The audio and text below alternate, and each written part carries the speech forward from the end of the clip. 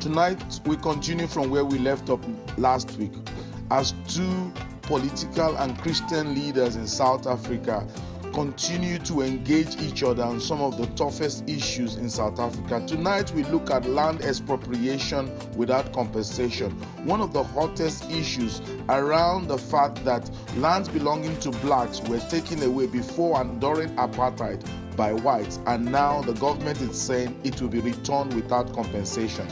What must the church do about this? This is James Talk Africa.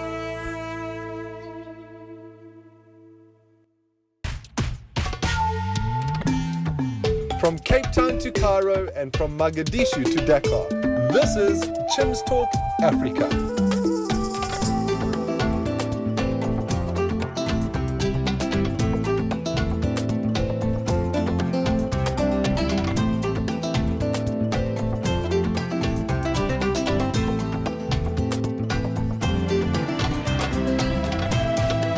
And now here's your host, Chim Onyibilanma. Welcome there, viewers, to this week's edition of your show.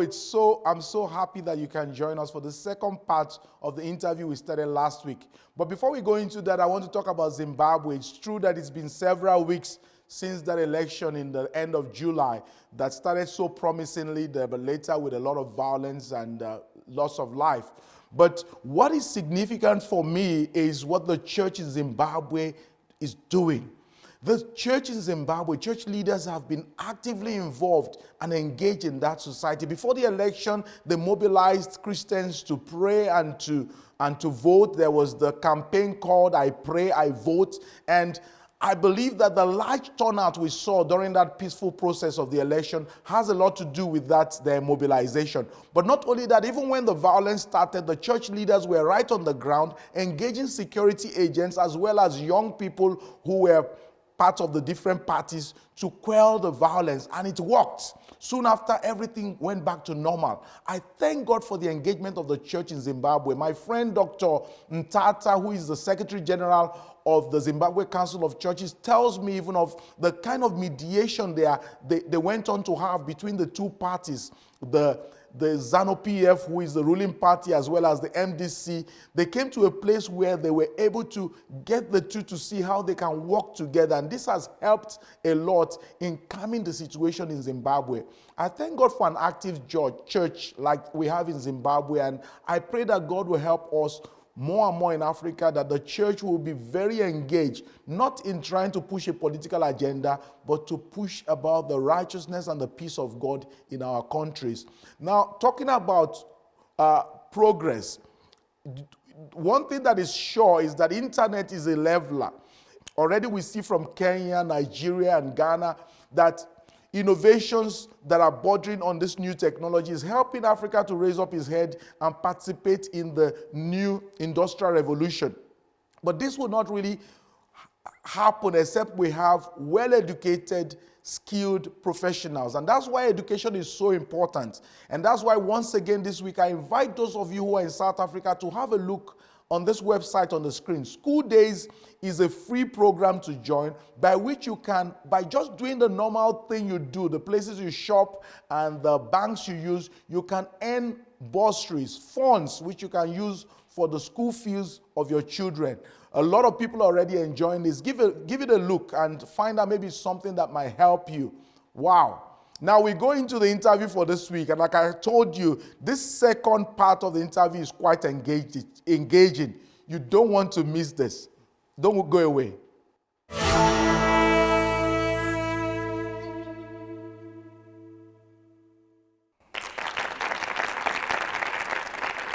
Welcome back, dear viewers, to this edition of your show. Like we said last week, the conversation we started last week, we're continuing this week. There's a lot to unpack, like you saw from last week, and we still have our guests. This is just the second part of what we started. It's Dr. Kenneth Meshoe, and he's the president of ACDP, and like he corrected me the last time, he's also a member of parliament, and he's here with Mr. Duma, who is a member of parliament in the provincial level in KwaZulu-Natal, and he's also a leader in ANC. last week we ended off in a place where you were both trying to unpack things. I want to go to something, Dr. Kenneth. One of the issues, the biggest issue that has been discussed now is the land reform issue. Land appropriation without compensation. And it's the majority of the blacks feel, wow, amen, yes. But you are saying no to it. No, we all agree with fair land redistribution. We agree with that, no problem with that. And we also support the Section 25 of the... What you said, sir, is this. You said if Duma owned the land 100 years ago, and he actually snatched that land. He stole it. He stole it. Yeah. And then I buy it from him. You buy it from him, and then after a while you sell it to me. Right. And then now people are coming to me to say, give us back the land that Duma stole from us. And you say, no, that's not fair. No, must pay. They must pay compensation. That's what I'm saying. I'm agreeing. I'm not agreeing with you. I'm just stating what you said. Okay. You're saying, look, now Duma is the one who stole. Yeah. Kenneth didn't steal. I bought it from Chim didn't steal. You can't take it from Chim for free. You have to pay Chim for it. But I'm saying, if somebody stole my cup or stole my car, correct, and they keep selling it and selling it and selling it, and I find it in Zimbabwe or in Namibia, and they identify the chassis number that this car is Chim's car, the police are going to say, that's stolen car. We're taking it back. And then the guy who bought it is going to start retracing his step and find out how he will sort himself because he's holding stolen car. Don't you think that is the same logic people are looking at this? Why I don't agree with that is that now you talk about the police find a chase's car. There is evidence that the car was stolen, okay? Now, when we were outside, we were discussing this matter a little bit, and I said, if you say to me every inch of South Africa, including the Western Cape, was originally under the black people, it's not correct. He agrees. It's not correct, you know? So we have to define which inch was truly stolen. So what you're saying essentially is don't return a land that is not stolen as stolen property. Find out with due diligence land that is stolen and let that be the only land we're talking about. Is that what you're saying? Due diligence. There must be proof. Because that's different from what I heard you say before. No. If there is evidence, I'm talking about, because you spoke about the chase's number. If there is evidence that this thing was stolen and then the person who bought it also did not pay what was supposed to pay, then you can say you are not going to get anything. But I'm saying, if I buy it, not knowing, because when you buy something, you don't ask the question, is it stolen or not? You buy and buy. When they catch you for those cars, ask. They don't care. They just say you stole. They just say it's stolen. But I'm coming to you now, Mr. Duma. We're shouting about land appropriation. What are we going to do with the land? Most people take the land and they just sell it again. They can't farm it. And the reality is that people have taken land before and they've not done much with it. True. Are we jubilating over something that is not reality? In fact, I think it's artificial. It's a perception that Africans, they don't utilize the land when there's given to it. It's not correct. It's just theoretical. In fact, it's a way which has been driven by mentally colonized people who just create a theory that don't give them the land. They are farmers who are successful. Currently in KZN as a province, we've got more people, African farmers, who are too productive. The newspapers are not recording the good news. In fact, the land audit has not been done to the T. But I think there is a paradigm shift. I'm glad that my doctor is saying that at least do the due diligence. Because in the past, I thought they were saying that, no, it's unfair. You cannot buy a stolen property. That is number one. In South Africa, I've already mentioned that we've got 122 million hectares that belong to South Africans, that belong to Africans in particular. The majority of that land was stolen. And the government is saying that it is fair. It go to the entire SADC countries.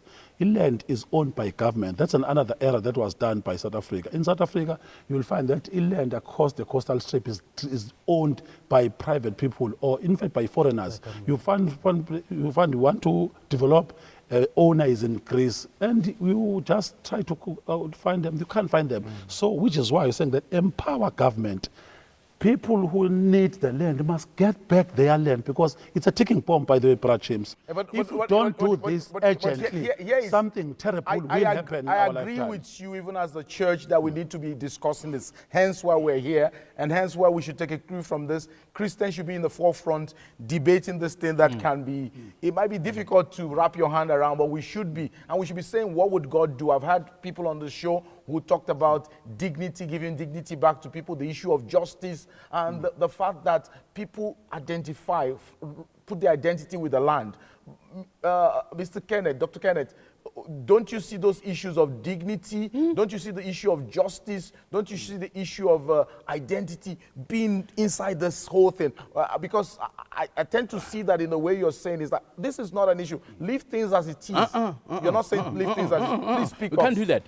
The issue of dignity, we agree 100%. The issue of access to land redistribution, we agree 100%. So how does it work out in your own, in your scripts? How Okay. does it look like in your script? We are saying the Constitution as is right now, Section 25 says expropriation of land should take place, but there has to be compensation. Fair price paid. Yeah, Fair sure. price paid. And that's what we agree with. But the problem always comes with agreement on fair price, determine because what you call fair price is not what I call fair price, and so it drags the process. Okay, when the process is dragged, the Constitution says, then approach the courts. Let the courts make a ruling on that. And whatever the courts say, that's it. And that's what we're saying. It will be fairness and justice for everybody. Where should the church be standing with this, Duma? What do you think the church should be doing in light of this issue? In fact, let's read Genesis 15, verse 16. God is telling Abraham that I'm going to, your descendants will go in a foreign country. Egypt is not even named as an Egypt. In 40 years, then they'll go back to Israel, which is currently the issue of the land that they occupied.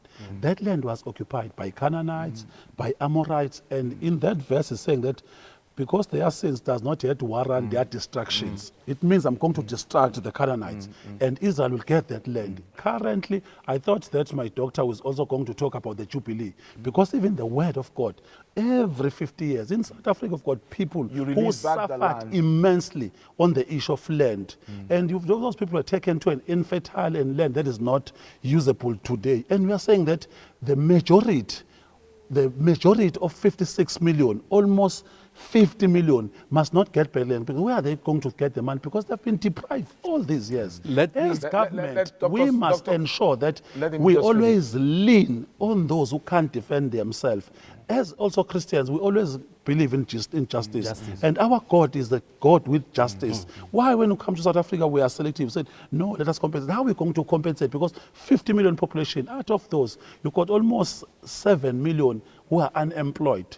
And it means that we are saying that keep on. The pace is too slow. Do you think the pace is too slow? Let me get Dr. Kenneth. Let me disagree with the application of John 15. Sorry, Genesis 15. Okay? Now, in Genesis 15, the Lord said to the people of Israel, I'm going to destroy the Canaanites and give you their land.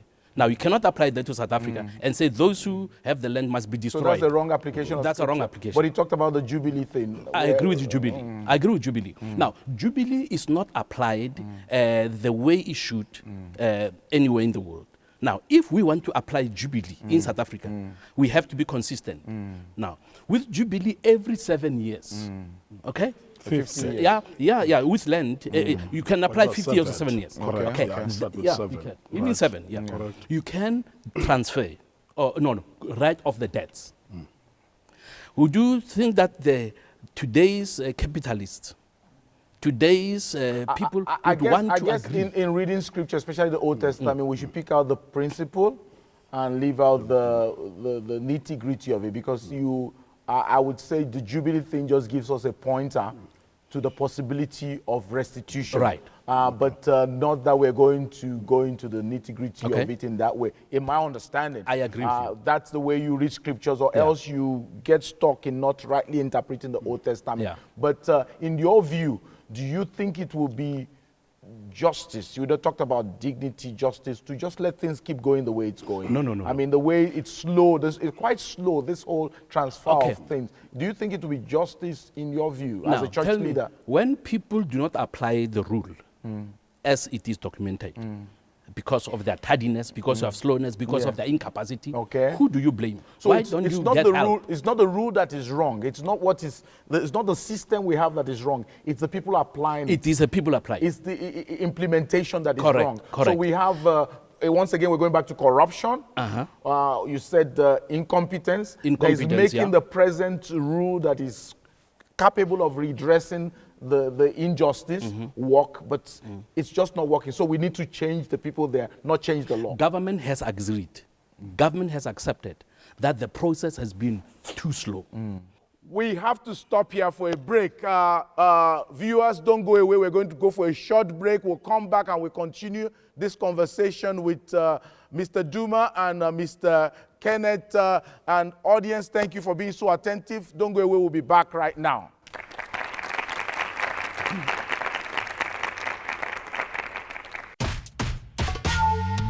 Do you have any opinions or comments on today's subject or any other issues in your country or around Africa? We would love for you to join the conversation.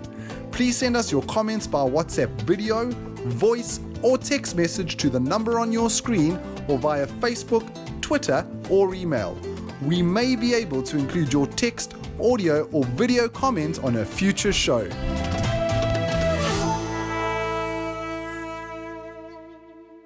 Welcome back, dear viewers, to the second segment of our interview.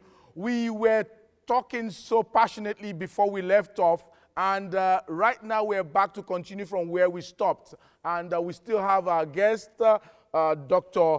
Kenneth, who is the president of ACDP, and Mr. Duma, who is a leader in ANC, and we're just going to continue from where we stopped. You were talking about the fact that the problem is not the law as we have it, but rather those who are implementing Right. it. If it's slow, it's not because the law is ineffective. It's rather the fact that those who are implementing the law are ineffective. Mr. Duma, what do you say to that?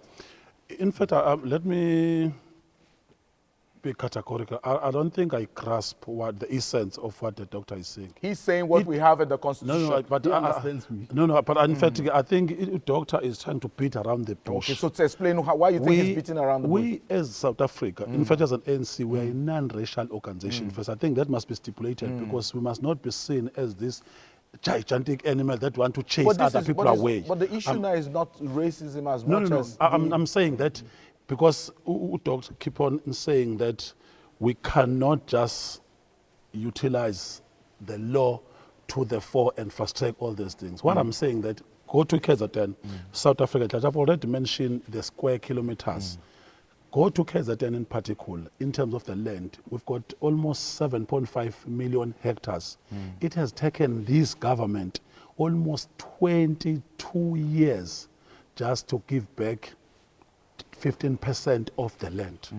So it is true that we are too bureaucratic when it comes to these things. Could it be what he's saying about incompetence? Could it be that? In terms of the implementation of the policies, we have just realized that in the willing buyer, willing seller, it's something that is not going to be utilized. It doesn't work, which is why encapsulate the spirit of Section 25, which gives the mandate to current system. Unfortunately, you know, democracy, how we utilize our rules. As the government, up until such time, that is why we're saying that go to the table, sit with those who got, like for instance, we've got Senegal in KZN, is number one in the country or in the southern hemisphere who's producing sugar cane or sugar. He's controlling more than 23,000 hectares, one individual. Person, yeah. It is abnormal, the human experience. You can't accept something like that. That is why at some point in time we came that at least one farmer can at least have 3 farms, but not exceeding 15,000 hectares.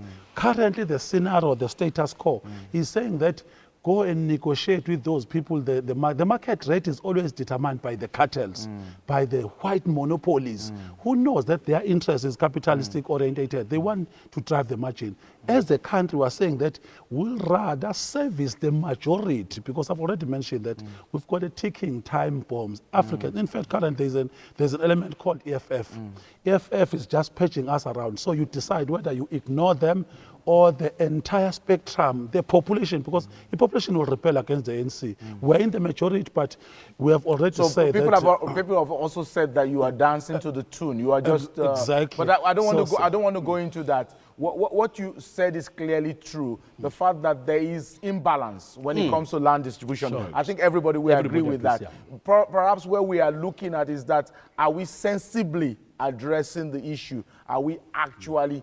are we like throwing away the baby with the bath, in the sense of trying to right a wrong, we're creating a big disaster which will lead us in the wrong way. You are both church leaders. Standing before the congregation of Christians, what would you say is your script of how to rewrite this imbalance in land distribution? If it's going to be faster, what would you say, Mr. Kenneth? And I'll come to you, because I'm trying to land this. We all agree. I mean, this must be clear in the minds of all South Africans who watch this program. We all agree that there is unfair distribution of land in South Africa.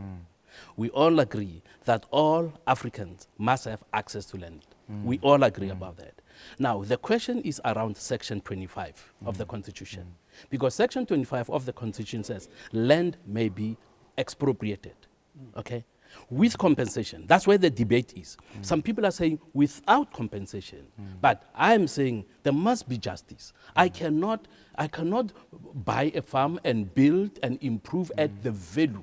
And then you come tomorrow and say, regardless of the value placed on the farm, I'm taking it from you. I say that's injustice. We cannot correct a wrong with another wrong. We cannot correct the injustices of the past by perpetuating injustices further, because that is not going to make us a nation that's going to be united. We are going to have confrontation. So if the people, the time bomb that you're talking about, the people who are becoming impatient in the process, can see that something is being done, Yeah. and they are told even by leaders that something is being, and they can see it. I believe the people of South Africa will be patient enough. Right now, what makes them angry is that they don't see any movement. So if the queue is moving a bit faster, they'll wait for their turn. I think they will. Mr. Duma. For me, I just want to behave like Joshua and Caleb when they're given an assignment to go to a promised land. You remember the majority were saying that it's not possible. It's not possible. They are giants. Those people are tall. I'm saying that the land is good. God has spoken. Something must be done urgently. Thank you very much. We all agree something needs to be done, but we're all saying what can be done so that we can represent the justice of God, bring about peaceful society, and not just scatter everything. I'm going to take questions from the audience. I'll start with the lady at the end there. Okay, I just wanted to make a comment on the land issue, seeing that we're in the Bible and we're quoting scriptures about the land and Genesis, from Genesis to Revelation. The Bible says the earth is the Lord's and the fullness thereof. So I don't understand the issue of what's going on about buying and selling and the compensation and redistribution of land and the fuss that is going on. Yes, of course, people can own land. People are entitled to work for what they own. And just giving land to people without training them as to work the land, I think is foolishness. It's a waste of time. It's going to affect our food security. Do you want to comment on that? The earth is the Lord's. In fact, she is correct, but she's also contradicting herself, because she's saying that if I buy, you can't buy if it's the Lord. Because so I think we must be particular. We've been given it dominion on earth, but there are a lot of things that has been done that is not correct on earth, like for instance, what's currently happening in heaven. There are systems, there are rules that are governing on earth that has been created. We cannot just perceive as if there's nothing like that. We are currently saying that in Africa, the Africans was, yes, we were nomadic, but we were given a country called Africa, whether we are Cush descendants or we are Abraham descendants, but we have a space. That space belongs to us as much as we can say that, because if we are saying that, we are saying that no one must have a title deed. So we agree. So it will be consistent to say the earth is the Lord and still have a title deed. And you're saying even though the earth is the Lord, yet God gives us dominion over it. Thank you for commenting. Correct. I agree with him. We are stewards over the land that is the Lord's. that is given to us. Yeah. So even though the earth is the Lord, yet He has made us stewards. Stewards, yeah. So there's a bit of buying and selling and ownership. Correct. And Correct. stealing and taking from people. Correct, correct. You see, The cross-reference of hermeneutics. But Okay, we're going to go to the next question. This question is for Rev. I wanted to find out if she thinks that South Africa is a nation yet. And if it is, I would like him to tell me the hallmarks that tells us South Africa is a nation. If it is not, what are the stumbling blocks causing that? Because I think that the land redistribution, the land expropriation issue lends itself to that question. Thank you. now, looking at the foundation that was laid by the late Mr. Mandela, Mandela spoke about reconciliation all the time without using the race card. Now, one of the things that are causing people to be separate and to be antagonistic towards each other, if, for example, I'm black, and I say it is because of white monopoly capital, that all the problems we have are because of white monopoly capital. Is that enhancing nationhood, or is that causing one camp to be against another camp? I think, if at all we talk about a nation, we need to accept everybody in the nation, regardless of the color of their skin, and everybody has to be made to feel at home. You can read in papers, you can read articles where people are saying, I feel like leaving the country because I don't feel at home in the country of my birth. And I believe that if everybody in the country, regardless of what has happened, okay, in the past, obviously, there were mistakes that were made, there was evil that was promoted by the apartheid government, but now let's find ways of reconciling one another. Let's find ways of finding one another and uniting, rather than people saying, politicians saying, the days of reconciliations are over. There are politicians who are saying, the days of reconciliation, you cannot have a nation like a house. If in a family, you cannot have a family where reconciliation is not part of the values of that family. Because between husband and wife and children, there are going to be mistakes, there are going to be fightings and all these things. But if there is no room for forgiving one another and and coming together, that family will not stand for long. So South Africa needs people who will accept that we made mistakes in the past. We were wronged in the past. And the white will say, okay, we made mistakes with apartheid and so on.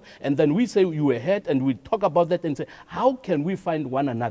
Rather than saying it is their fault and we are this side, we're going to fight. We cannot solve the problems of South Africa with fighting. Fighting has to come to an end. We need to start finding one another so that we can be reconciled. Good point.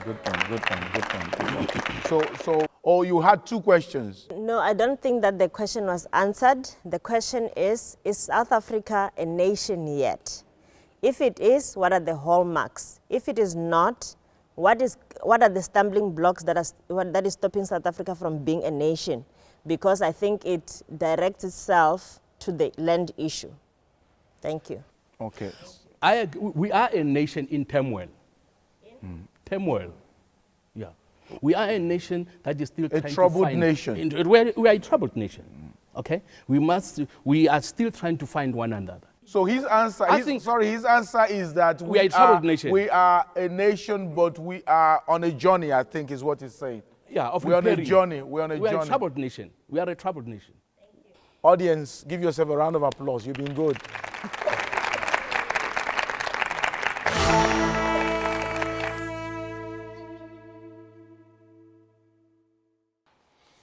Wow, that was quite an engaging discussion there. I believe we should always, as a church, fight for the poor. It's true we shouldn't replace one injustice with another injustice, but we can't just turn a blind eye where millions of people are oppressed. We need to find a way by which we can do what is right. The differences we might have doesn't matter. So I thank God that we started this conversation, and I pray for South Africa. Now, to round up, I want to encourage you with Psalm 62 verse 5. It says, my soul waits on God alone. Your expectation is from him.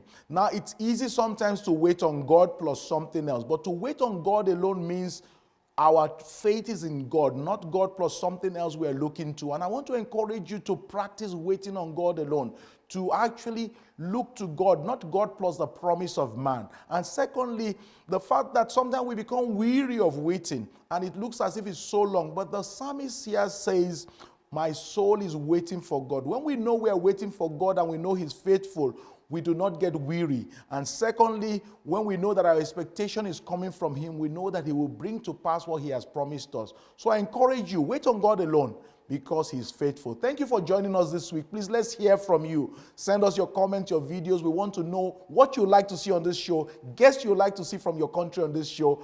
We want to be able to serve you better. See you next week. Bye-bye. This program is made possible by the generous financial support of believers just like you, who share our heart to equip the African Church to engage the issues facing our continent.